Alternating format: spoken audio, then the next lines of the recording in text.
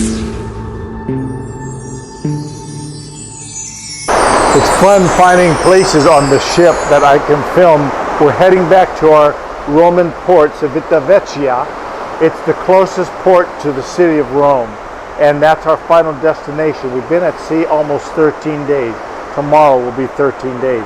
I'm at the stern of our cruise ship, and what you're hearing is the water being stirred up as we're cruising about 25 knots towards Italy. I thought it'd be appropriate to do one more devotion before getting off the ship, and it's that very well-known hymn, "It Is Well With My Soul," and the story behind that. Horatio Spafford got word that on the ship Havela de Javier, the ship was hit by an iron vessel, and that iron vessel crashed into the ship that his wife and 4 daughters were on as they were going over to England to minister with D.L. Moody. And we know the story fairly well because the hymn is so popular. But what happened was, as the ship sunk, 226 people died at sea, including Horatio Spafford's 4 children, daughters. And it was very tragic. So when the wife Anna Larson, she's Norwegian by birth, they got married in Chicago. When she got word, she sent a telegram to Chicago to her husband, who stayed behind to do some business work, and she simply said, "Saved alone." She was the only one of the children that survived and of the family. So of course Horatio got on the nearest vessel, and this is the 1871, and met his wife in England to console her. You might call him the 1900s Job, with all the tragedy that took place in his life. Prior to the loss of his 4 daughters, his son had died that same year in 1871 of scarlet fever. He was 4 years old, so he not only lost a son, now he's lost his daughters. And so he's bereaved. And of course, Anna, we never think about the mother, but she's probably just grief-stricken with all this trauma that took place in her life.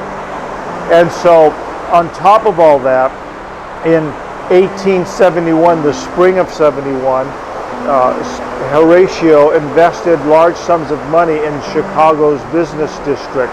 Well, by the fall, October of 1871, that business district caught fire. It's called the Great Fire of Chicago, and it destroyed much of those businesses, which means that his money just went up in flames, and so he lost financially. He was a Presbyterian, very strong in the Lord, and had to wrestle with all these things. What is God doing in my life? On top of all that, it's still not over. Within about 8 to 10 years, he has a new family established, 2 daughters and a son. He named the son again Horatio after himself. It's now his 2nd son. At the age of 3, that son dies of scarlet fever, so he has no issue to carry on his name. He and his wife eventually settled in Jerusalem, and they worked to help the people, not just Jews, but Jews, Christians, and Muslims, doing wonderful work in the city of Jerusalem. And then at the age of 60, he died of malaria and is buried in Jerusalem.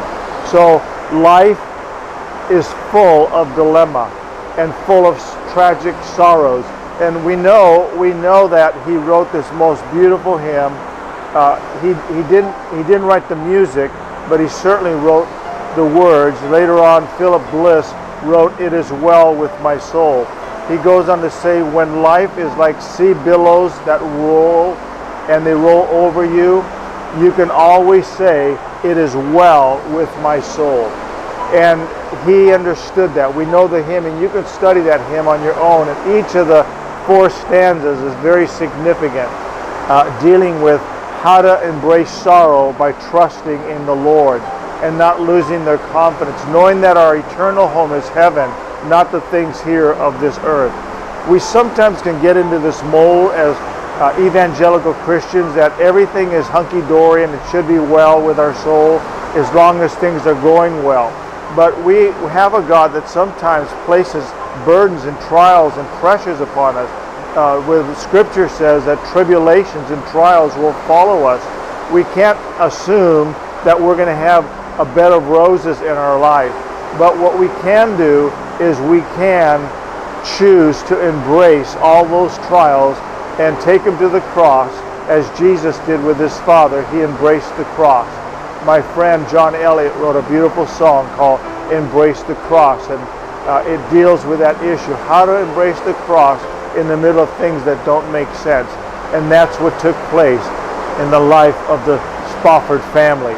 Let's be those kind of people that, yes, we want God's blessing and we want to see happy days and good days with ourselves and our children, but we want to also be people that if God sends trials that are like Job upon us, we can say as Job, I know that my Redeemer liveth and ever maketh intercession for me. We have not been deserted. I leave you with this word to pause and ponder.